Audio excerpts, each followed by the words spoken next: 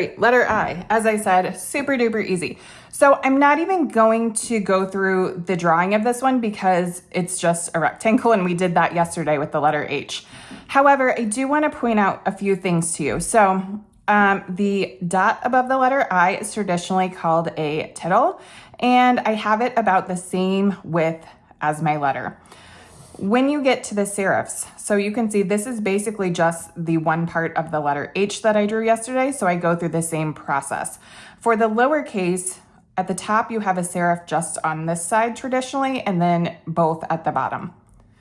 The letter I can be drawn multiple ways. I kind of went with a classic on this style. So again, today's video is super short. You have lots of time to practice because this is such an easy one. But I feel like with doing 26 videos on drawing letters, I don't want to bore you too much with the details, but I do really want to point out to you the one or two things that are finicky about each letter for better foundational ways to draw them overall. If you have questions about any of them, always be sure to ask me in the comments. And again, as I forgot to mention, you can grab these free worksheets in a printable PDF and Procreate format in the caption. They are all free on my blog for the entire alphabet.